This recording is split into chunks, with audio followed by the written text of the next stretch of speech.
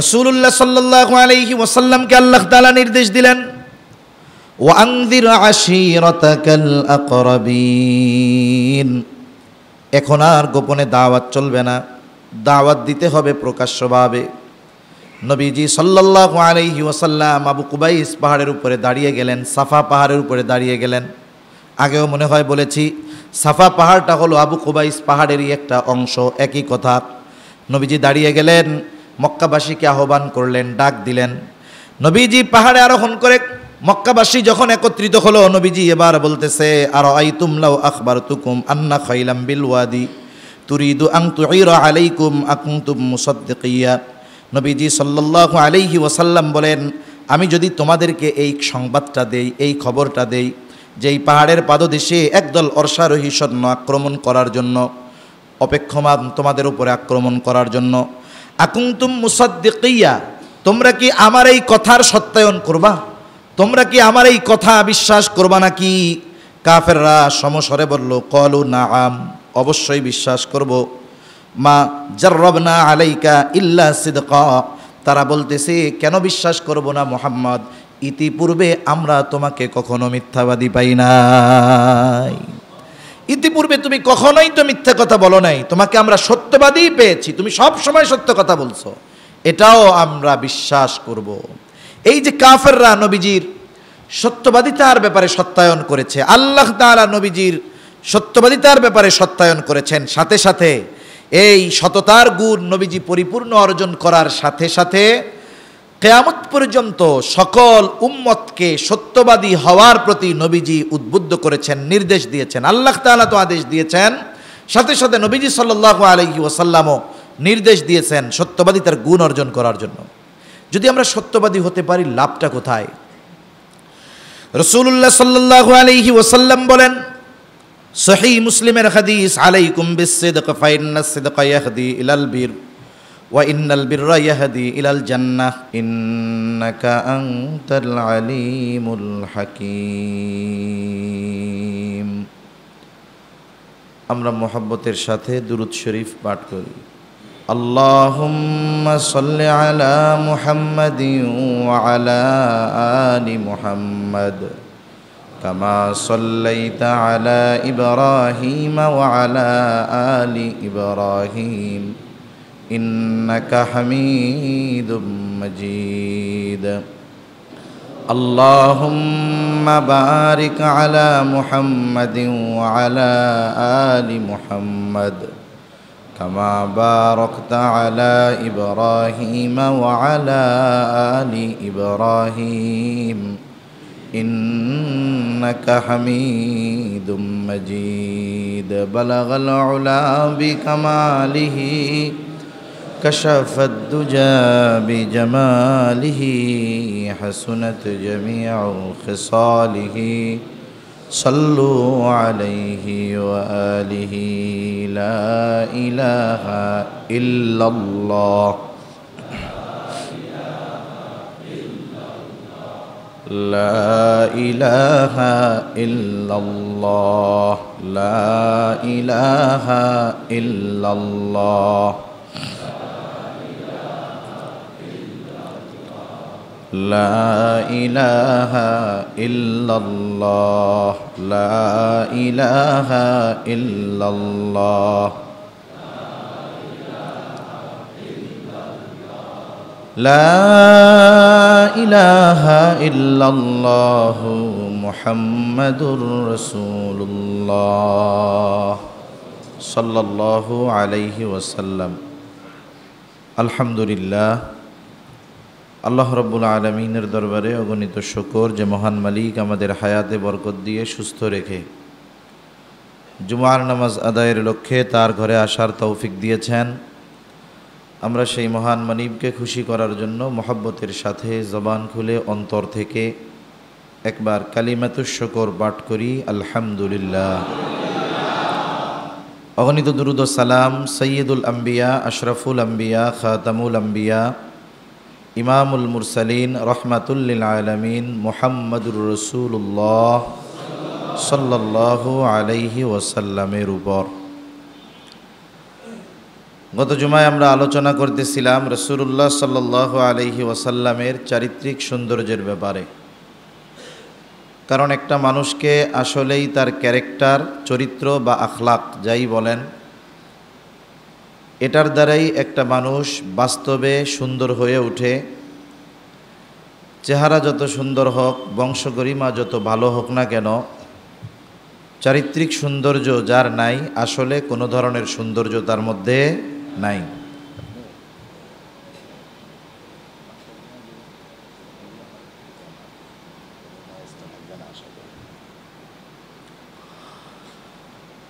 তাহলে মূল সৌন্দর্যটা হলো চারিত্রিক সৌন্দর্য। একটা মানুষের চরিত্রের অনেক দিক থাকে।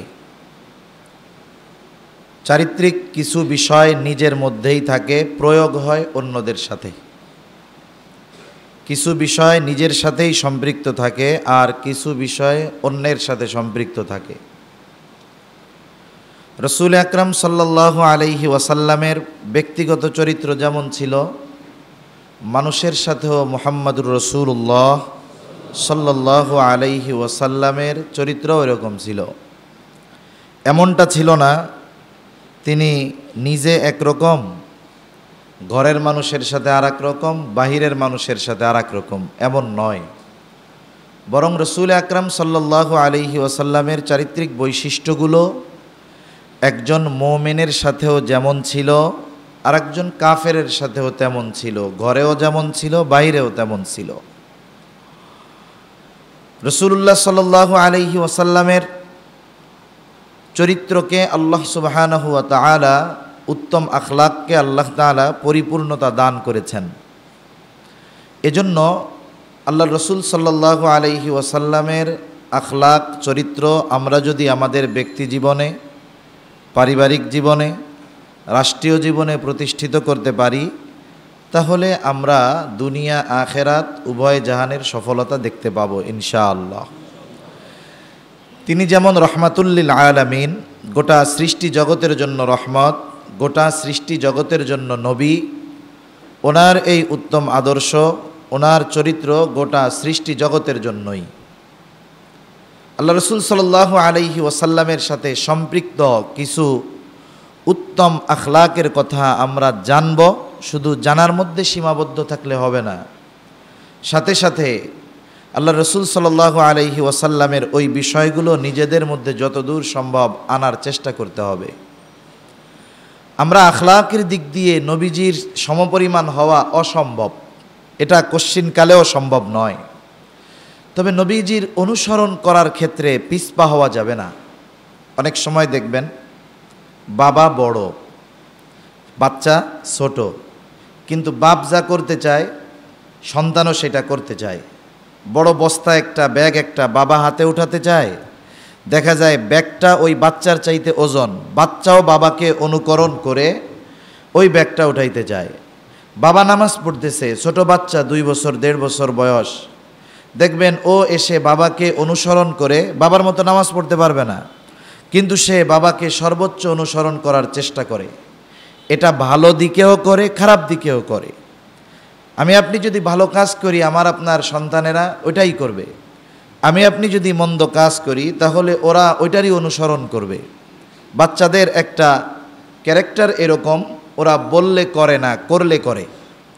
আপনি ওদেরকে দিয়ে অনেক কিছু বলিয়ে করাতে পারবেন না, কিন্তু আপনি যদি সেই কাজটা করেন, দেখবেন অটোমেটিক আপনাকে অনুসরণ করে সে ওই কাজটা করতেছে।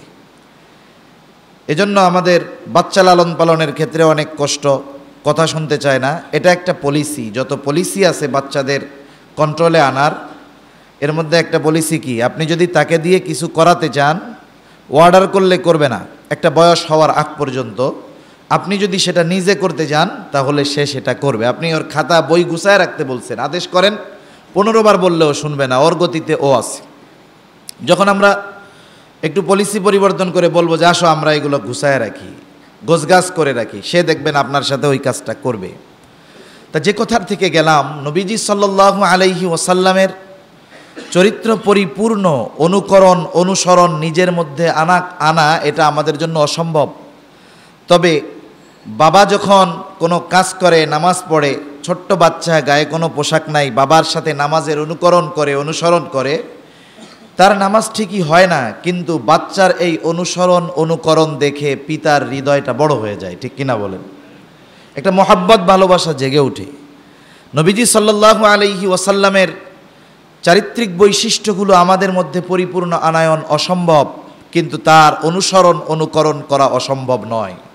আমরা যদি আপ্রাণ প্রচেষ্টা করি নবীজির আদর্শগুলো নিজেদের মধ্যে আনায়ন করার, তাহলে আমরা চেহারা যা হোক, বংশ যা হোক, শিক্ষাগত যোগ্যতা যা হোক, একটা সৎ চরিত্রবান আদর্শ প্রকৃত মানুষে পরিণত হওয়া যাবে। এই স্ট্রাকচারটার মধ্যে মনুষ্যত্ব থাকে না। আখলাক, উত্তম আখলাক অর্জন ব্যতীত পরিপূর্ণ মনুষ্যত্ব অর্জন হয় না। এজন্য আল্লাহ তাআলা কোরআনুল কারীমের মধ্যে মানুষদেরকে চার পায়া জন্তু, চতুষ্পদ জানোয়ারের চাইতে নিকৃষ্ট হিসাবে অভিহিত করেছেন। আল্লাহ তাআলা কোরআনুল কারীমের মধ্যে বলেন, ওয়ালাকাদ যারানা লিজাহান্নামা কাসীরাম মিনাল জিন্নি ওয়াল ইনস লাহুম কুলুবুল লা ইয়াফকাহুনা বিহা ওয়া লাহুম আ'য়ুনুল লা ইউবসিরুনা বিহা ওয়া লাহুম আযানুল লা ইয়াসমাউনা বিহা উলাইকা কাল আনআম বাল হুম আযাল উলাইকা হুমুল গাফিলুন। আল্লাহ তাআলা বলেন, আমি বিপুল সংখ্যক মানুষ এবং জিনের জন্য জাহান্নামকে প্রস্তুত করে রেখেছি। কাসীরাম মিনাল জিন্নি ওয়াল ইনস। এখন এই মানুষ এবং জিন কারা? বলে লাহুম কুলুবুল লা ইয়াফকাহুনা বিহা, যাদেরকে আল্লাহ তাআলা কলব দিয়েছিলেন, হৃদয়ঙ্গম করার মতো যোগ্যতা দিয়েছিলেন, একটা জিনিস জাস্টিফাই করার যোগ্যতা দিয়েছিলেন, ভালো মন্দ নির্ণয় করার যোগ্যতা দিয়েছিলেন, কিন্তু এটা দিয়ে তারা ভালো মন্দ যাচাই বাছাই করে নাই। ভালো মন্দ যাচাই বাছাই করে কি করতে হবে? ভালোটা ধরতে হবে, খারাপটা ছাড়তে হবে। আল্লাহ তাআলা কোরআনুল কারীমের মধ্যে বলেন আল্লামাহুল বায়ান, তিনি বায়ান শিক্ষা দিয়েছেন। এর ব্যাখ্যায় মুফাসসিরিনে কেরাম বলেন এটা ব্যাপক অর্থবোধক একটি শব্দ, যে আল্লাহ তাআলা মানুষকে বায়ান শিক্ষা দিয়েছেন। এর মধ্যে বায়ানের ব্যাখ্যায় একটা ব্যাখ্যা হলো যে আল্লাহ তাআলা মানুষকে ভালো মন্দ বুঝবার যোগ্যতা দান করেছেন। এটার দ্বারা সে ভালোটা গ্রহণ করবে, মন্দটাকে পরিত্যাগ করবে। হৃদয় ছিল কিন্তু সে সেটা করে নাই, বরং সে কিছু কিছু ক্ষেত্রে ভালোটাকে বাদ দিয়ে খারাপটাকে গ্রহণ করেছে। ওয়ালাহুম আ'য়ুনুল লা ইউবসিরুনা বিহা, এই চোখ দিয়ে আল্লাহ সুবহানাহু ওয়া তাআলা ভালোটা যেটা করতে বলছে সেটা করে নাই, গুনার কাজের সাথে জড়িয়েছে, চোখের গুনাহ করেছে, অন্যায় করেছে। এরপরে আল্লাহ তাআলা বলেন ওয়ালাহুম আযানুল লা ইয়াসমাউনা বিহা, কানের সদ্ব্যবহার করে নাই, কান দিয়ে সে ভালো জিনিস শ্রবণ করা বাদ দিয়েছে, কানের দ্বারা সে খারাপ জিনিস যেগুলো নিষেধ এগুলো করেছে। এটা সহজ কথা বলতেছে আর কি।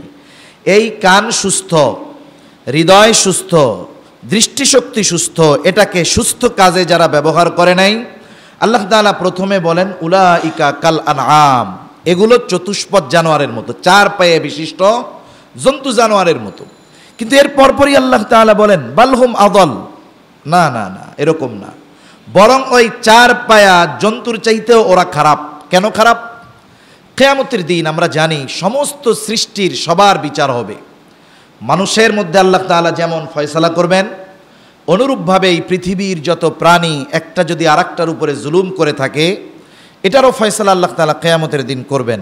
দুনিয়াতে যদি কোনো সবল প্রাণী দুর্বল প্রাণীর উপরে জুলুম করে থাকে, মোটা গরুটা যদি দুর্বল গরুটাকে একটা শিং দিয়ে দুনিয়ায় একটা গুতা দিয়ে থাকে, কিয়ামতের দিন আল্লাহ তাআলা ওই দুর্বল প্রাণীর হক আদায় করে দিবেন, প্রতিশোধ নিয়ে দিবেন ওই সবল প্রাণীকে শিং দিয়ে গুঁতো দেওয়ার মাধ্যমে।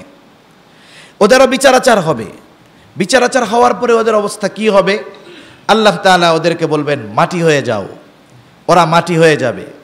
ওদের জান্নাতও নাই, জাহান্নামও নাই, ওরা একেবারে নিশ্চিহ্ন হয়ে যাবে। কিয়ামতের দিনে এই বিচার কাফেররা দেখবে, যারা অপরাধী, মুজরিম, পাপী।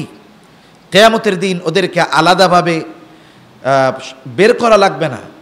কে ওই দিন পাপী, কে জাহান্নামী, কে অপরাধী, প্রত্যেকেই নিজের মধ্যে একটা উপলব্ধি আসবে, বুঝতে পারবে আজকে আমার কাজ সারা।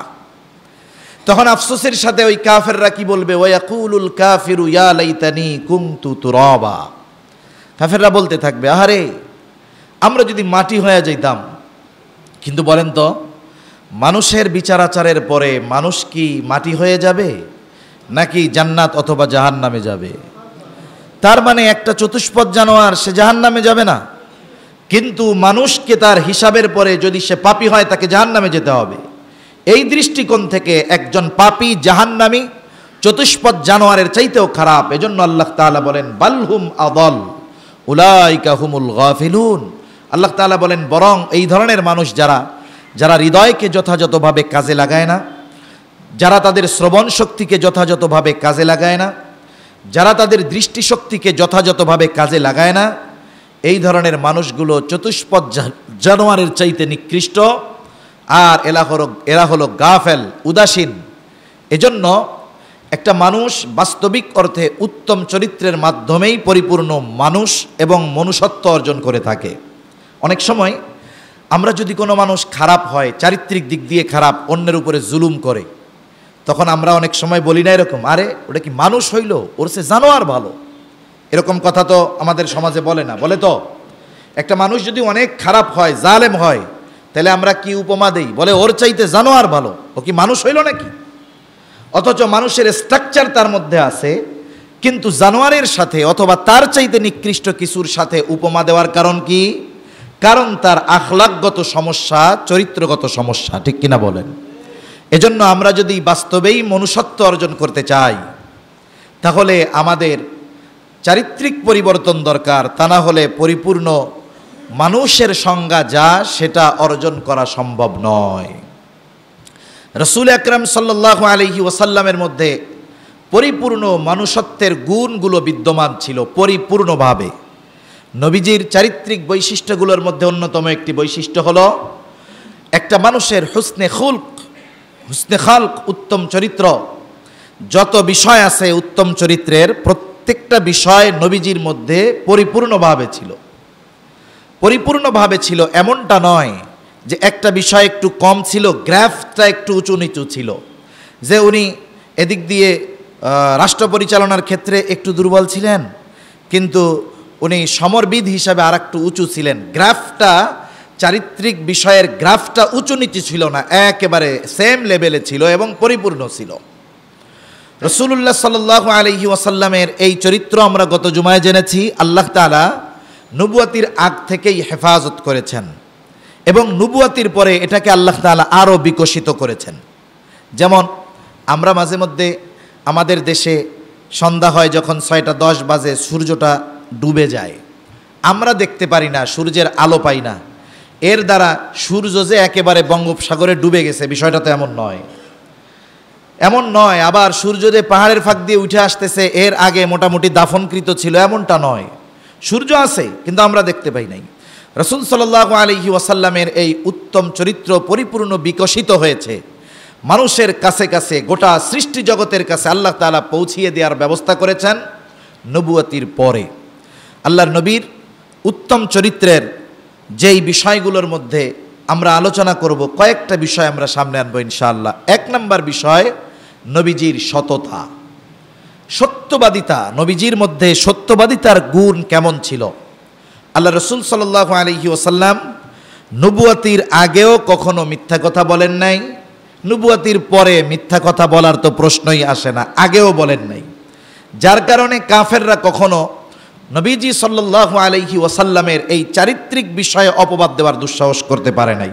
আমি আগেও বলেছি, আবারও বলি, একটা ভালো মানুষ আমাকে দিয়েই বলি বা অন্য কেউ হতে পারে, সব গুণ তার মধ্যে বিদ্যমান।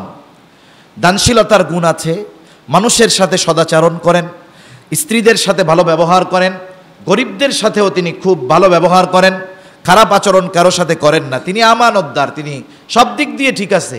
কিন্তু সমস্যা কি? আপনাদের হুজুর মাঝে মধ্যে মিথ্যা কথা বলেন। এখন বলেন তো, হাজারো গুণের মাঝে একটা মিথ্যা কথা বলা, এই যে মিথ্যাবাদিতা বা সত্যবাদিতার ক্ষেত্রে ত্রুটি থাকা, আরও যত ভালো গুণ আছে ওই ভালো গুণগুলার আলো কেমন যেন নিভিয়ে দেয়, ঠিক কিনা বলেন? ম্লান হয়ে যায়। তাহলে বোঝা গেল পরিপূর্ণ উত্তম চরিত্রের মানুষগুলোর উত্তম গুণাবলীর ক্ষেত্রে পরিপূর্ণতা থাকার দরকার।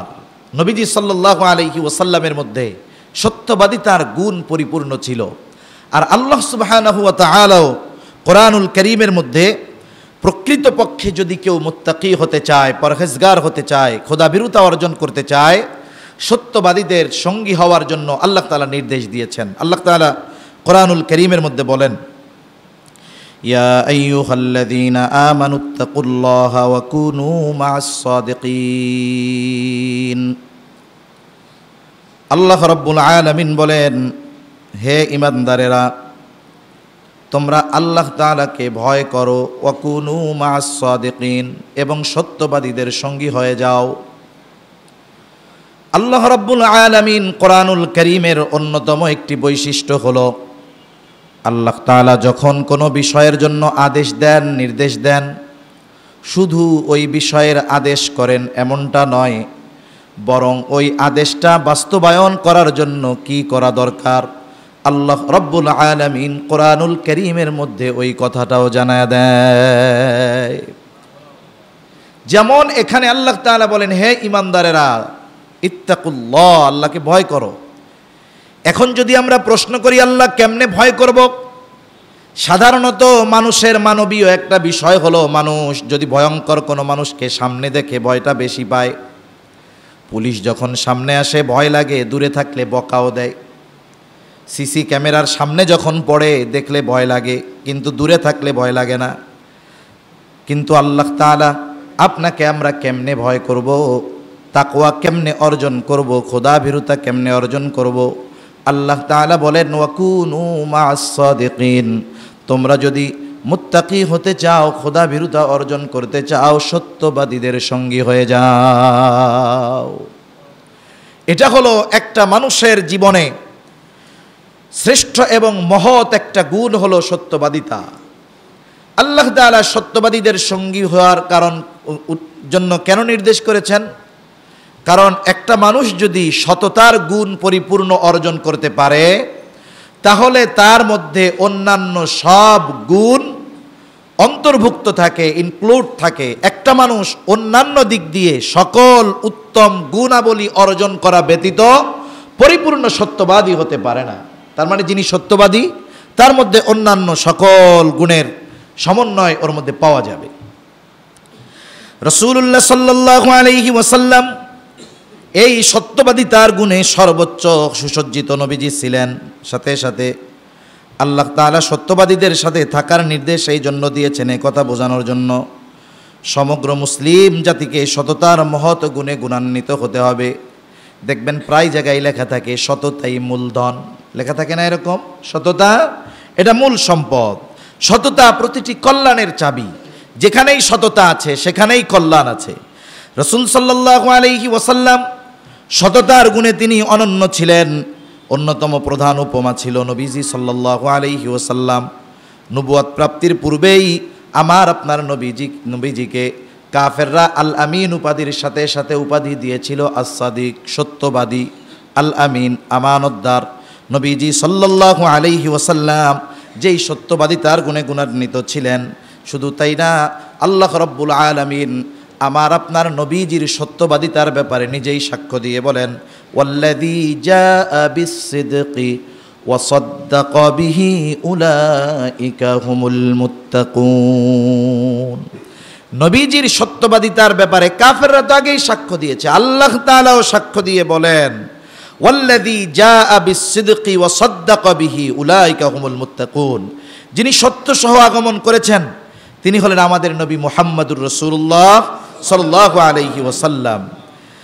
আল্লাহ রাসূল সাল্লাল্লাহু আলাইহি ওয়াসাল্লাম সত্য সহ আগমন করেছেন, তিনিও সত্যবাদী, আগমন করেছেনও সত্য সহ। ইমাম ইবনে আশুর রাহমাতুল্লাহি আলাইহি বলেন, সত্য সহ আগমনকারী হলেন মুহাম্মদুর রাসূলুল্লাহ, হক সহ আগমনকারী মুহাম্মদুর রাসূলুল্লাহ। আর মুহাম্মদ সাল্লাল্লাহু আলাইহি ওয়াসাল্লাম আর যেটা নিয়ে তিনি আগমন করেছেন সেই সত্যটা হলো আল কোরআন। নবীজি সত্যবাদী, সত্য নিয়ে আগমন করেছেন, আর সেই সত্যটা কি? সত্যটা হলো কোরআনুল কারীম।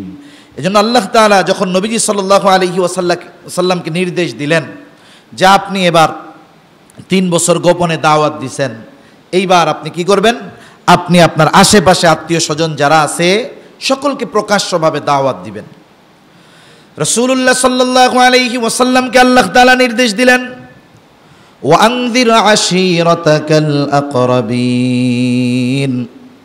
এখন আর গোপনে দাওয়াত চলবে না, দাওয়াত দিতে হবে প্রকাশ্যভাবে। নবীজি সাল্লাল্লাহু আলাইহি ওয়াসাল্লাম আবু কুবাইস পাহাড়ের উপরে দাঁড়িয়ে গেলেন, সাফা পাহাড়ের উপরে দাঁড়িয়ে গেলেন। আগেও মনে হয় বলেছি, সাফা পাহাড়টা হলো আবু কুবাইস পাহাড়েরই একটা অংশ, একই কথা। নবীজি দাঁড়িয়ে গেলেন, মক্কাবাসীকে আহ্বান করলেন, ডাক দিলেন। নবীজি পাহাড়ে আরোহণ করে মক্কাবাসী যখন একত্রিত হলো, নবীজি এবার বলতেছে, আরাআইতুম লাউ আখবারতুকুম আন্না খাইলাম বিল ওয়াদি তুরিদু আন তুইরা আলাইকুম আকুনতুম মুসাদ্দিকিয়া।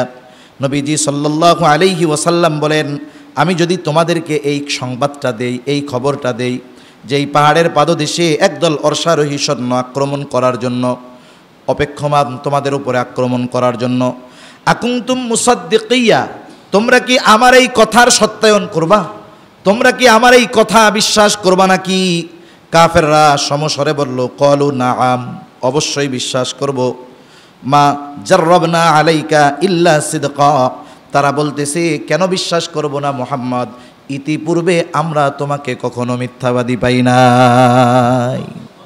ইতিপূর্বে তুমি কখনোই তো মিথ্যা কথা বলো নাই, তোমাকে আমরা সত্যবাদী পেয়েছি, তুমি সব সময় সত্য কথা বলছো, এটাও আমরা বিশ্বাস করব। এই যে কাফেররা নবীজির সত্যবাদিতার ব্যাপারে সত্যায়ন করেছে, আল্লাহ তাআলা নবীজির সত্যবাদিতার ব্যাপারে সত্যায়ন করেছেন, সাথে সাথে এই সততার গুণ নবীজি পরিপূর্ণ অর্জন করার সাথে সাথে কিয়ামত পর্যন্ত সকল উম্মতকে সত্যবাদী হওয়ার প্রতি নবীজি উদ্বুদ্ধ করেছেন, নির্দেশ দিয়েছেন। আল্লাহ তাআলা তো আদেশ দিয়েছেন, সাথে সাথে নবীজি সাল্লাল্লাহু আলাইহি ওয়াসাল্লামও নির্দেশ দিয়েছেন সত্যবাদিতার গুণ অর্জন করার জন্য। যদি আমরা সত্যবাদী হতে পারি, লাভটা কোথায়? রাসূলুল্লাহ সাল্লাল্লাহু আলাইহি ওয়াসাল্লাম বলেন, সহিহ মুসলিমের হাদিস, আলাইকুম বিসসিদক ফাইন্নাস সিদকা ইয়াহদি ইলাল বির ওয়া ইন্নাল বিররা ইয়াহদি ইলাল জান্নাহ ওয়া মা ইয়াজালুর রাজুলু ইয়াসদুকু ওয়া ইয়াতাহাররাস সিদকা হাত্তা ইউকতাবা ইনদাল্লাহি সিদ্দিকা। রাসূলুল্লাহ সাল্লাল্লাহু আলাইহি ওয়াসাল্লাম বলেন, আলাইকুম বিসসিদক ফাইন্নাস সিদকা ইয়াহদি ইলাল বির, তোমরা সত্যবাদিতার গুণে গুণান্বিত হও, সত্যবাদিতাকে নিজেদের জন্য আবশ্যকীয় করে নাও। ফাইন্নাস সিদকা ইয়াহদি ইলাল বির, কারণ সত্যবাদিতা বা সত্য মানুষকে কল্যাণের পথে নিয়ে যায়। ফাইন্নাস সিদকা ইয়াহদি ইলাল বির ওয়া ইন্নাল বিররা ইয়াহদি ইলাল জান্নাহ, সত্যবাদিতা মানুষকে কল্যাণের পথ দেখায়, নেকের কাজ করার পথ দেখায়। আর কল্যাণ ভালো কাজ, ফাইন্নাস সিদকা ইয়াহদি ইলাল বির ওয়া ইন্নাল বিররা ইয়াহদি ইলাল জান্নাহ, আর কল্যাণ ভালো কাজ মানুষকে জান্নাতের দিকে নিয়ে যায়। ওয়া ইন্নাল বিররা ইয়াহদি ইলাল জান্নাহ, জান্নাতের পথ দেখায় দিবে সত্যবাদিতার গুণ। এরপরে নবীজি বলেন, ওমা ইয়াজালুর রাজুলু ইয়াসদুকু ওয়া ইয়াতাহাররাস সিদকা হাত্তা ইউকতাবা ইনদাল্লাহি সিদ্দিকা, একটা মানুষ যদি সত্যবাদিতার উপরে অটল অবিচল থাকে, হাজারো বিপদ আপদ মুসিবত যদিও তাকে পেয়ে বসে, কিন্তু কখনো সে সত্যকে ত্যাগ করে না, সত্যবাদিতার উপরে অটল অবিচল থাকে, আল্লাহর নবী বলেন, হাত্তা ইউকতাবা ইনদাল্লাহি সিদ্দিকা, ওই ব্যক্তি যখন সত্যর উপরে ইস্তেকামত থাকে, অটল অবিচল থাকে, একটা সময় আল্লাহ তাআলার নিকটে সে সত্যবাদী বলে পরিগণিত হয়ে যায়, সিদ্দিক বলে গণ্য হয়ে যায়। তার ব্যাপারে লেখা হয় যে এই লোকটা কি সিদ্দিকান, সিদ্দিক এই লোকটা। এজন্য সত্যবাদিতার উপরে থাকলে আল্লাহ তাআলার কাছে সত্যবাদী বলে পরিগণিত হওয়া যায়। এরপরে নবীজি বলেন, ওয়া ইয়াকুমাল কিয, তোমরা মিথ্যা থেকে বাইচা থাকো। ফাইনাল কিযবা ইয়াহদি ইলাল ফুজুর, কারণ মিথ্যা মানুষকে পাপাচার, অন্যায়ের দিকে নিয়ে যায়। স্বাভাবিকভাবে কেউ যদি একটা মিথ্যাকে সমাজে প্রতিষ্ঠিত করতে চায়, কেউ যদি একটা মিথ্যাকে গোপন করতে চায়, হাজারো মিথ্যা দ্বারা ওই একটা মিথ্যা কথাকে সাজাতে হয়, একটা বলতে গিয়ে আরো হাজারটা বলতে হয়। অথচ মিথ্যাকে সকল গুনাহের মা বলে অভিহিত করা হয়েছে। এক ব্যক্তি নবীজির কাছে এসেছেন, এসে বলে, ইয়া রাসূলুল্লাহ, আমি কোনো গুনাহ ছাড়তে পারবো না, মদ খাই ছাড়তে পারবো না, জেনা করি ছাড়তে পারবো না, আমার একটা গুনাহ ছাড়ার কথা বলেন। নবীজি বললেন, ঠিক আছে, তুমি সত্য কথা বলবা, মিথ্যা কথা বলবা না। লোকটা চলে গেল, যথারীতি সে তার পাপের সাথে জড়িত আছে। কিছুদিন পরে আবার নবীজির কাছে আসছে। নবীজি সবার মধ্যে তাকে দাঁড় করিয়ে দিয়ে বললেন, বলো এখান থেকে যাওয়ার। সে তো সত্যবাদী মানুষ, সত্য কথা বলতেই হবে। আর যদি মিথ্যা কথা বলে ওহির মাধ্যমে আল্লাহ তাআলা নবীজিকে জানায়া দিবে। এইবার সে পেরেশান হয়ে গেছে, কি করব। একটা চোর যে সমাজে চুরি করে, প্রসিদ্ধ চোর, এরকম কিছু অপরাধী আছে যে সমাজের সব মানুষ জানে যে এটা চোর। আছে না এরকম কিছু লোক গ্রামে আছে। চোরও জানে যে আমাকে সবাই চিনে যে আমি চোর। একে অপরকে চেনে, জানে, চরিত্র সম্পর্কে জানে। এরপরেও গ্রামের সব মানুষের সামনে যদি তারে দাঁড় করায় দেওয়া বলা হয় যে তুমি বলো আমি চোর, সে কি বলতে চাইবে? অথচ সেও জানে আমাকে সবাই চিনে, আমিও সবাইরে চিনি, আমি যে চোর এটা সকলে জানে।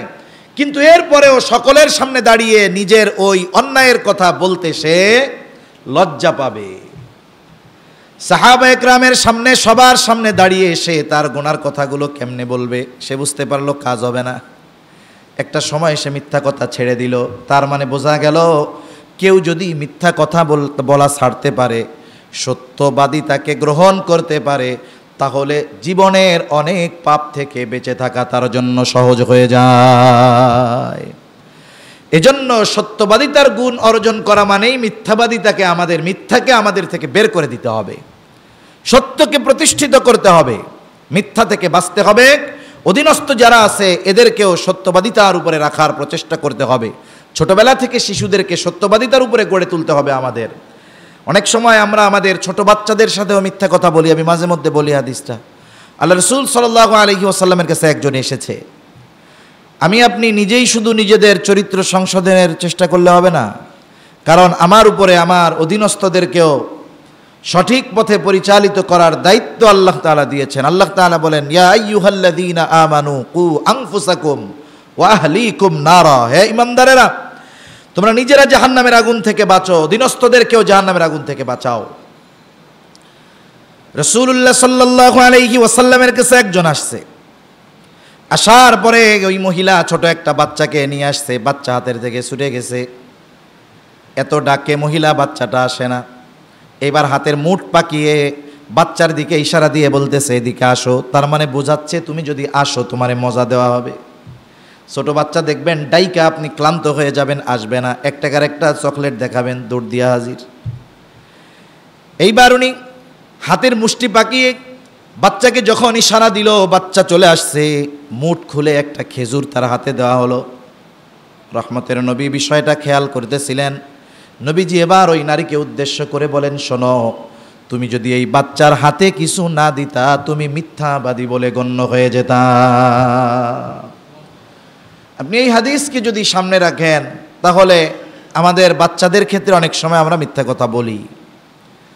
বাচ্চারা কি করে, একটা গ্লাস ভেঙে ফেলছে, মা বহুত শখ করে গুলশানের সবচাইতে দামি মার্কেট থেকে একটা গ্লাস 2000 টাকা দাম নিয়ে আসছে। একটা আছাড় দিয়েছে, ভেঙে গেছে।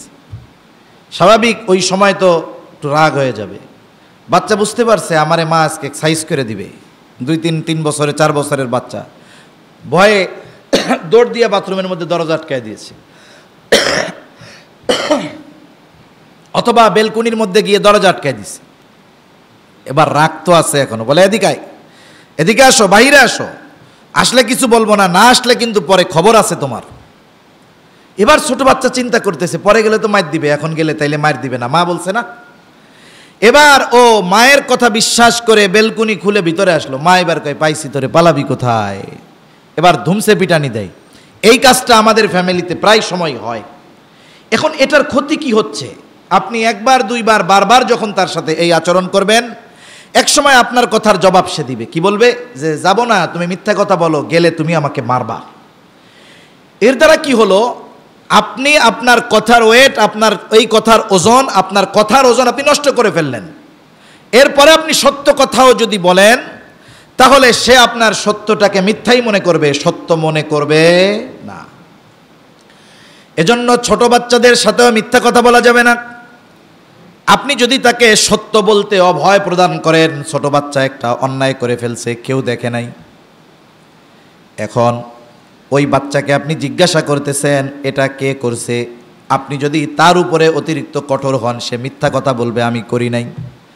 কিন্তু আপনি যদি তাকে অভয় প্রদান করেন, কে ভেঙেছে বলো, আমি কিছুই বলবো না, সে যখন আস্থার জায়গা খুঁজে পাবে দেখবেন সত্য কথাই বলবে, আম্মু আমি ভেঙে ফেলছি, ইচ্ছা কইরা ভাঙি নাই, ভুলে হয়ে গেছে। এই সময়টা আপনি যদি তার উপরে হট রিয়াকশন দেন, গরম দেখান, রাগ দেখান, আপনি এটা দেখালে ভুল করবেন, তখন তাকে বুঝায় বলতে হবে, দেখবেন আশা করা যায় ভবিষ্যতে ওই অন্যায় আর করবে না। কিন্তু সত্য বলার পরে আপনার যদি রিয়াকশন তার উপরে গরম হয়, অটোমেটিক ও চিন্তা করবে সত্য কথা কইলে মায়ের খাইতে হয়, তাইলে থাক, ভবিষ্যতে যদি করি আর বলবই না। এজন্য সব জায়গায় সত্যবাদিতা দরকার, একেবারে পরিবার থেকে নিয়ে সব জায়গায় সত্যবাদিতার গুণ অর্জন করতে হবে। আমরা প্রাইমারিতে যখন পড়ছি অনেক সুন্দর সুন্দর গল্প ছিল যেগুলো দিয়ে জীবন গঠন করা যেত। ছোট বাচ্চারা একটা সুন্দর ভিত পেত প্রাইমারি স্কুলগুলোর মধ্যে। ইংরেজিতে একটা গল্প ছিল, ওই দুষ্টু রাখালের কথা। এই রাখাল মিথ্যা কথা বলছে, বাঘ আসছে, বাঘ এটা বইলা ডাক ছাড়ছে, মানুষজন কাজকর্ম ছেড়ে চলে আসছে, আইসা দেখে বাঘ কই, বলে নাই, মজা করছি, মিথ্যা কথার দ্বারা মজা করেছে। আবার পরবর্তীতে আর একদিন ডাকছে, বাঘ বাঘ বাঘ কোথায়, আজকে সবাই শুনছে তবে সবাই আসে নাই, আসছে অল্প কয়েকজন, বাঘ কই, বলে নাই, তোমাদের সাথে মজা করছি। এখন মজারা করছে মিথ্যার মাধ্যমে। এরপরের দিন সত্যই বাঘ আসছে, এবার গলা ছেড়ে চিৎকার করতেছে, বাঘ বাঘ বাঘ বাঘ বাঘ। আজকে সত্যই বাঘ এসেছে, সেও সত্য কথা বলতেছে, মানুষেরাও তার গলার আওয়াজ শুনতেছে। কিন্তু আগে 2 দিন মিথ্যা কথা বলার কারণে আজকের সত্য কথাও কেউ বিশ্বাস করে না।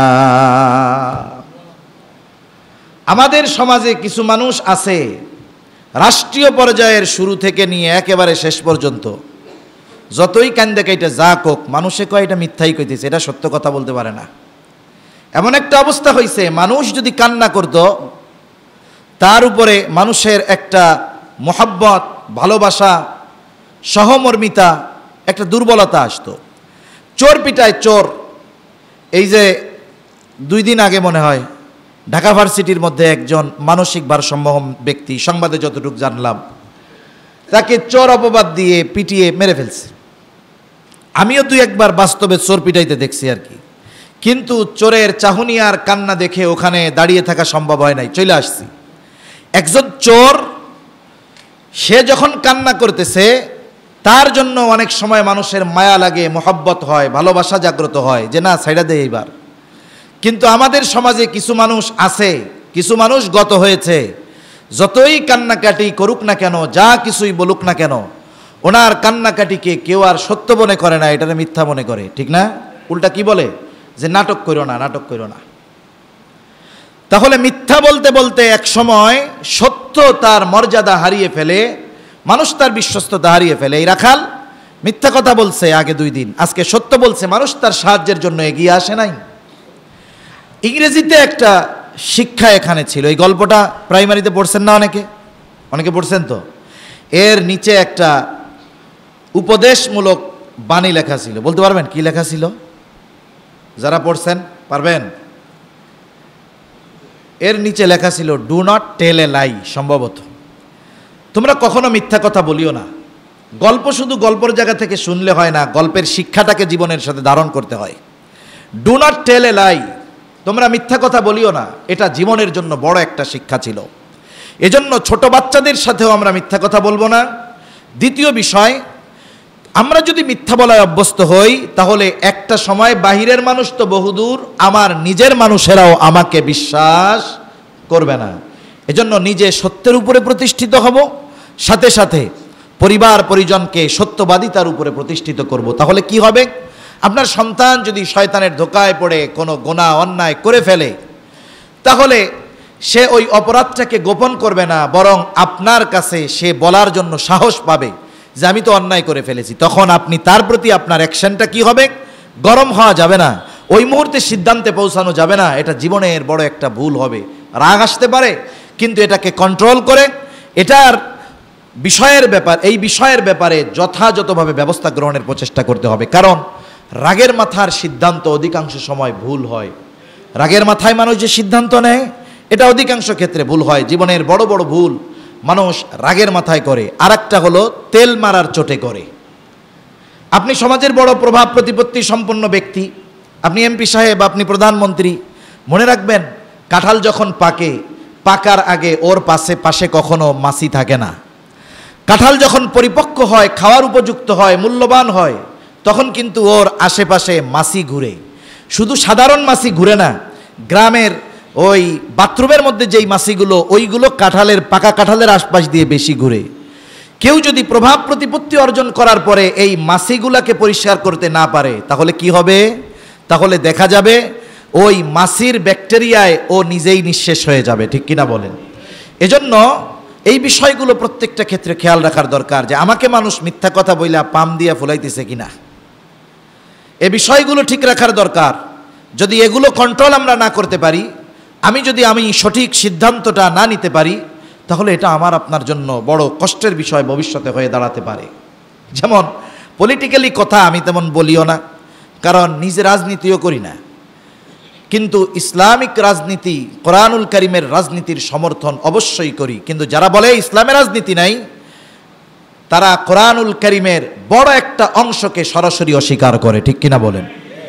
এজন্য ইসলামের রাজনীতি আছে, আপনি করতে পারেন না, এজন্য আফসোস করবেন। যদি সুযোগ থাকতো তাইলে আমি ইসলামী শাসন ব্যবস্থার পক্ষে কাজ করতাম। এই আফসোসের কারণে মাপ পাওয়া যেতে পারে, কিন্তু অস্বীকারের কারণে কিয়ামতে ধরা পড়া লাগতে পারে।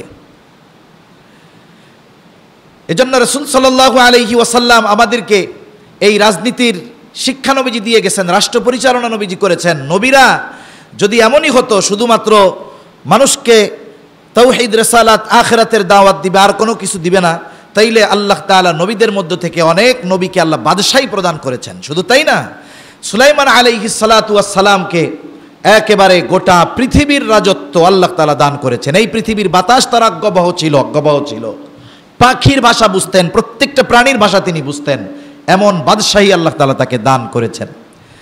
তা গতকাল পত্রিকায় দেখলাম মির্জা ফখরুল ইসলাম সাহেব সুন্দর একটা কথা বলেছেন। উনি বলেছেন, বিগত সরকার যেমনটা করেছে আমরাও যদি এমনটা করি আমাদের পরিণতিও ওরকম হতে পারে। এটা ওনার পজিটিভ থিংস, উনি চিন্তা করেছেন। এটা ওনার অবশ্যই উত্তম চিন্তা বলতে হবে, কারণ মানুষের কাজ হলো তিনটা বিষয়কে সামনে রাখা। অতীতকে সামনে রাখা, অতীত থেকে শিক্ষা নেওয়া, বর্তমান গড়ে তোলা, ভবিষ্যতের জন্য এই অতীতকে যেখানে যেটা কাজে লাগবে সেখানে সেটাকে প্রয়োগ করা। এটা যদি মানুষ ঠিক রাখতে পারে, তার যে কোনো বিষয়ে লংজিভিটি হবে। সে যে বিষয় হোক, সে দীর্ঘকাল এর থেকে উপকার নিতে পারবে। আফসোসের ব্যাপার, গত সময় আমরা অনেক কিছু দেখেছি, অনেক কিছু বলতে মন চাইলেও বলতে পারি নাই, শুধু আল্লাহর কাছে বলছি। ঠিক কিনা বলেন? আমি চিন্তা করি যে এত হাজার কোটি টাকার মেট্রো রেল যদি রেল লাইন সহ ভেঙে পড়তো, কি অবস্থাটা হয়তো চিন্তা করছেন? একটা হলো দুর্নীতি করছে, সাথে সাথে কাজটা 100% ভালো হয়েছে। আফসোস লাগে দুর্নীতিও হয়েছে, কাজের ভিতরেও ডুপ্লিকেটগিরি করছে। ঠিক কিনা বলেন? এগুলো খুব আশাহত হওয়ার মতো একটা ব্যাপার। আল্লাহ তাআলা যে যেমন কাজ করেছে দুনিয়া আখেরাতে তার কর্ম অনুযায়ী পূর্ণ প্রতিদান আল্লাহ তাদের দান করুক, বলেন আমিন। তা রাসূল আকরাম সাল্লাল্লাহু আলাইহি ওয়াসাল্লাম সত্যবাদিতার উপরে প্রতিষ্ঠিত হতে বলেছেন, এবং এই সত্যবাদিতার উপরে তিনি গড়ে উঠতে বলেছেন। ইয়ার কি মজা ঠাট্টা করেও নবীজি মিথ্যা কথা বলতে মানা করছেন। অনেক সময় আমি আমাদের আত্মসমালোচনা হিসাবে বলতেছি, কোনো ব্যক্তিকে উদ্দেশ্য করে নয়। অনেক সময় আমরা দ্বীনি বিষয়গুলোকে, এই যে দ্বীনি মাহফিল হবে, আমার টার্গেট থাকে, আমার ইচ্ছা থাকে মানুষকে আমার দিকে আকর্ষিত করার। কারণ সমাজের অধিকাংশ মানুষ নীরবে নিভৃতে একাগ্রতার সাথে কথা বোঝার জন্য শুনতে চায়, এমন মানুষের সংখ্যা কম। একটা হলো কথা শুনে মজা লাগে, একটা এন্টারটেনমেন্ট, খুব মজা লাগতেছে। আপনি দেখবেন মাঝে মধ্যে আমাদের কিছু ছেলে রাস্তায় চলে, হাঁটে, ওর দুই কানের মধ্যে দুইটা ইয়ারবাডস বা ইয়ারফোন আছে, ও হাঁটতেছে আর এরকম এরকম করতেছে, হাত পা নাড়াইতেছে। এখন আপনি ওকে জিজ্ঞাসা করেন এরকম করতেছো কেন? ও দেখা যাবে ইংরেজি গান শুনতেছে অথবা হিন্দি গান শুনতেছে, ওর বাজনার তালে তালে ও নাচতেছে।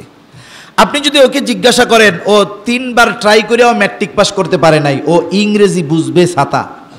ইংরেজি বুঝবে? কিছুই তো বুঝবে না। কিন্তু দেখেন ওই যে তার শুনতে কিন্তু ভালো লাগতেছে, ওর একটা প্রভাব তার মধ্যে আসছে, কিছুই বুঝে না, কি বলে তাও বুঝে না, কিন্তু তার মধ্যে কি লাগে, একটা ফিল আসে, একটা অনুভূতি আসে। হিন্দি গান শুনতেছে, কিছুই বুঝে না, কিন্তু এই বাজনার কারণে তার মধ্যে একটা ফিল আসতেছে। আপনি যদি জিজ্ঞাসা করেন বুঝো না তাইলে শুনো কেন, ও তখন কি বলবে, ভাই মজা লাগে এই জন্য শুনি। ওয়াজ মাহফিল, এই দিনই কথা কিছু মানুষ শুনে কেন, ওরা বোঝার জন্য শুনে না, মজার জন্য, ভালো লাগার জন্য শুনে। ভাই হুজুরের ওয়াজ খুব ভালো লাগে, খুব টান দেয়, একেবারে অবস্থা খারাপ হয়ে যায়, এমন টান দেয়, খুব মজা লাগে। কিন্তু আপনি আপনার জীবনের মূল্যবান সময়গুলো ব্যয় করতেছেন। আমাকে চিন্তা করতে হবে, আমি আপনাদের সামনে কথা বলবো আধা ঘন্টা, 35-40 মিনিট, কিন্তু আমি যদি প্রত্যেকটা মানুষের 35 মিনিট করে হিসাব করি, তাহলে আপনাদের কত সময় আমাকে দিয়েছেন চিন্তা করছেন? আপনারা সবাই মিলে আমার 35-40 মিনিট নিচ্ছেন, কিন্তু আমি আপনাদের কত সময় নিচ্ছি? প্রত্যেকটা মানুষের থেকে 40 মিনিট 35 মিনিট আমি নিচ্ছি। কত সময়?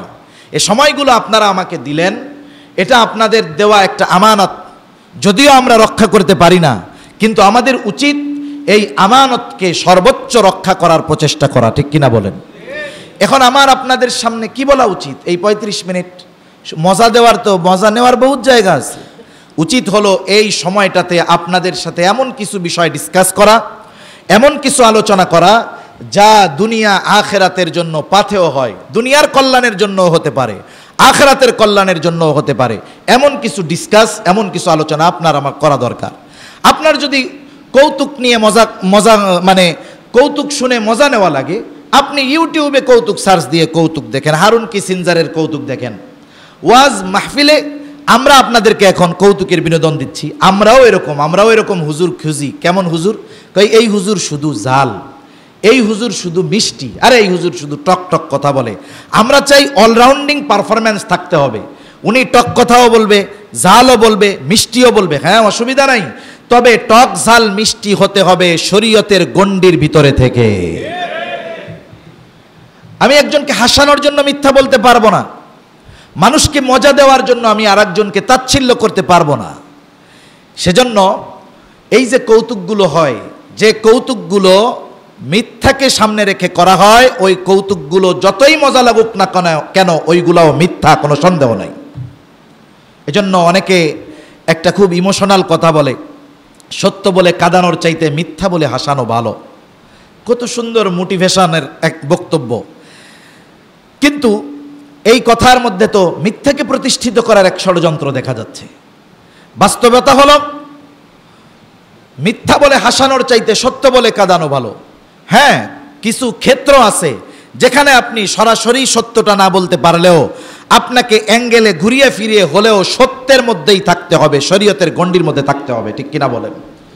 এজন্য মজা নেওয়ার জন্য, দেওয়ার জন্য মিথ্যা বলা নিঃসন্দেহে হারাম। অনেকে মনে করে মানুষকে মজা দিচ্ছি, মিথ্যা তাতে কি? এটা কখনোই ঠিক নয়, এটাও মিথ্যার একটা প্রকার।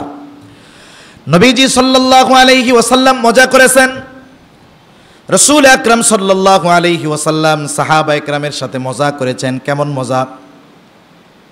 রাসূলুল্লাহ সাল্লাল্লাহু আলাইহি ওয়াসাল্লামের কাছে এক ব্যক্তি আইসা একটা আরোহণ করার জন্য ঘোড়া চাইছে, উট চেয়েছে, অনেক দূরে সে যাবে। এসে বলতেছে, ইয়া রাসূলুল্লাহ সাল্লাল্লাহু আলাইহি ওয়াসাল্লাম, আমি একজন মুসাফির। নবীজিকে বলতেছে, ইয়া রাসূলুল্লাহ, আমাকে একটা আরোহণ করার জন্য বাহন দেন। বাহন মানে একটা উট দেন, যেটাতে চড়ে আমি আমার গন্তব্যে পৌঁছিয়ে যেতে পারি। নবীজি তাকে বললেন, হ্যাঁ, আমি তোমাকে একটা উটের বাচ্চা দিব। এইবার লোকটা বলে, ইয়া রাসূলুল্লাহ, উটের বাচ্চায় কি চড়া যায় নাকি, আরোহণ করা যায় নাকি? এটা তো ছোট। নবীজি এবার বললেন, প্রত্যেকটা উট কোনো না কোনো উটেরই বাচ্চা। আজকে যে ছোট ছিল সে বাচ্চা ছিল, কিন্তু সে যখন বড় হয়ে গেছে এমনটা তো না যে ওই লোকের বাচ্চা বা সন্তান আর নাই, এমনটা তো না। এজন্য প্রত্যেকটা উটই কোনো না কোনো উটের বাচ্চা। নবীজি তার সাথে একটু মজা করছেন, শরীয়তের মধ্যে থেকে, মিথ্যার মধ্যে বা মিথ্যার কাছেও যাওয়া লাগে নাই। এজন্য আমরা মিথ্যা বলে কাউকে মজা দিব না, এটাও মিথ্যার প্রকার। রাসূল আকরাম সাল্লাল্লাহু আলাইহি ওয়াসাল্লাম এইরকম সত্যবাদিতার বিষয় আমাদেরকে শিক্ষা দিয়েছেন। লম্বা কথা বলা যাবে এই বিষয়গুলো নিয়ে, যেহেতু নবীজির অনেকগুলো চরিত্রের বিষয় আমরা আলোচনা করব, একটা একটা করে যতটুকু সম্ভব শুনবো, জানবো। এবার আসেন, অমুসলিমেরা আমার আপনার নবীজির চারিত্রিক সৌন্দর্যের যেই বিষয়গুলো, এই সত্যবাদিতা অন্যতম একটি। এই ব্যাপারে তাদের বক্তব্য কি? নবীজি সাল্লাল্লাহু আলাইহি ওয়াসাল্লামের জীবন আদর্শ নিয়ে অনেক অমুসলিম ঐতিহাসিক দার্শনিক গবেষণা করেছে। যারা একেবারে নিউট্রাল থেকে নিরপেক্ষভাবে গবেষণা করেছেন, এরা রাসূলুল্লাহ সাল্লাল্লাহু আলাইহি ওয়াসাল্লামের চারিত্রিক সৌন্দর্যে, চারিত্রিক মাধুর্যতায় আকর্ষিত হয়ে গেছেন। অনেকের হেদায়েতের মতো দৌলত নসিব হয়ে গেছে নবীজির চরিত্র দেখে। রাসূলুল্লাহ সাল্লাল্লাহু আলাইহি ওয়াসাল্লামের সিরাত, তার জীবনী নিয়ে গবেষণা করেছেন একজন মানুষ, ইংরেজ লেখক, তার নাম হলো টমাস কার্লাইল। প্রসিদ্ধ একজন ইংরেজ লেখক। ওনার ইন্তেকাল 1881 সালে, 1975 জন্মগ্রহণ করেছেন। উপমহাদেশও তিনি সফর করেছেন। রাসূল আকরাম সাল্লাল্লাহু আলাইহি ওয়াসাল্লামের চারিত্রিক বিষয় নিয়ে গবেষণা করেছেন। যখন আসছে মুসলমানদের ক্যারেক্টার একরকম, অন্যদেরটা আর একরকম। মুসলমানেরা মারা যায় তবুও তারা তাদের অবস্থার উপরে অটল অবিচল থাকে। কারণ কি? তিনি গবেষণা করে দেখলেন যে মুসলমানেরা একজনকে আদর্শ হিসাবে গ্রহণ করেছে, তিনি হলেন মুহাম্মাদুর রাসূলুল্লাহ সাল্লাল্লাহু আলাইহি ওয়াসাল্লাম। এ পৃথিবীর বিপুল অংশ তাকে গ্রহণ করেছে, তার আনিত দ্বীনকে গ্রহণ করেছে। তিনি গবেষণা করে দেখলেন এবং তিনি রাসূল সাল্লাল্লাহু আলাইহি ওয়াসাল্লামের ব্যাপারে এবং ইসলামের ব্যাপারে তিনি বলতেছেন যে তোমরা কি মনে করো একজন মিথ্যাবাদী মানুষ সর্বাধিক জনপ্রিয় একটি ধর্মের প্রবক্তা হতে পারে? উনি পাঠকের কাছে প্রশ্ন ছুড়ে দিচ্ছেন, তোমরা কি এটা মনে করো যে একজন মিথ্যাবাদী ব্যক্তি এই পৃথিবীর সর্বাধিক জনপ্রিয় একটি জীবন ব্যবস্থার প্রবক্তা হতে পারে? জবাব কি? না, হতে তো পারেই না। মিথ্যাবাদী তো একটি ইটের ঘরও নির্মাণ করতে পারে না। তিনি বলতেছেন এমন জনপ্রিয়, সমাদৃত, বিশ্বব্যাপী সবচাইতে বেশি অনুসারী এই ইসলাম ধর্মের খ্রিস্টানদের মধ্যে কিন্তু কয়েকটা ভাগ আছে, খ্রিস্টানদের মধ্যেও কয়েকটা ভাগ আছে, মুসলমানদের মধ্যেও ভাগ আছে। কিন্তু রাসূল সাল্লাল্লাহু আলাইহি ওয়াসাল্লাম এই যে সর্বাধিক জনপ্রিয়, অনুসরণীয় একটি জীবন ব্যবস্থার প্রবক্তা, একজন মিথ্যাবাদী কখনোই হতে পারে না। উনি এরপরে বলতেছেন, আরে মিথ্যাবাদী তো একটা ইটের ঘরও বানাতে পারে না, মিথ্যাবাদী একটা ইটের ঘরও বানাতে পারে না। সেখানে তিনি যদি মিথ্যাবাদী হতেন, পৃথিবীর সর্বাধিক জনপ্রিয় জীবন ব্যবস্থার প্রবক্তা তিনি হতে পারতেন না। মানুষ ভোগ বিলাস ছেড়ে দিয়ে তার আনিত জীবন ব্যবস্থাকে গ্রহণ করত না। যেই কারণগুলোর জন্য মানুষ তাকে গ্রহণ করেছে, এই কারণগুলোর মধ্যে অন্যতম একটি কারণ হলো তার সত্যবাদিতা, মিথ্যাকে পরিহার করা, সততার গুণে গুণান্বিত হওয়া। এজন্য সম্মানিত উপস্থিতি, রাসূল আকরাম সাল্লাল্লাহু আলাইহি ওয়াসাল্লামের জীবন আদর্শের সর্বোত্তম এবং সর্বশ্রেষ্ঠ দিকগুলার অন্যতম দিক যে আমার আপনার নবীজি সর্বোচ্চ সত্যবাদী ছিলেন। আমরাও আমাদের জীবনকে সত্যের উপরে প্রতিষ্ঠিত করব ইনশাআল্লাহ। বলেন অরিজিনাল ইনশাআল্লাহ বলছেন তো, নাকি তাবলিগ জামাতে আইসা তাশকিল করতেছে যে চলেন এক চিল্লার জন্য 3 দিনের জন্য? একজন আরেকজনে বলে তোরে 2 ঘন্টায়ও ছাড়বে না, ইনশাআল্লাহ ক তাড়াতাড়ি। এখনও মনে মনে চিন্তা করে বাঁচতে হইলে তো ইনশাআল্লাহ বলতে হবে, আচ্ছা ইনশাআল্লাহ যাব। এখন বলেন এটা কি অরিজিনাল ইনশাআল্লাহ হইল নাকি? মানে নাকে আমরা ইনশাআল্লাহ কনভার্ট করে ফেলেছি, এখন না বলে না, বলে ইনশাআল্লাহ। এটাও কিন্তু এক ধরনের ধোঁকা, এটাও এক ধরনের কি ধোঁকা। এজন্য ইনশাআল্লাহ যথাযথভাবে বলবো, নিজের চেষ্টা প্রচেষ্টার সর্বোচ্চটা করব, সাথে সাথে আল্লাহর উপরে ভরসা রাখবো। আল্লাহ তাআলা আমাদেরকে পরিপূর্ণ সত্যবাদিতার গুণে গুণান্বিত হওয়ার তৌফিক দান করেন, আমিন। ওয়া আখিরু দাওয়ানা আলহামদুলিল্লাহি রাব্বিল আলামিন। আমরা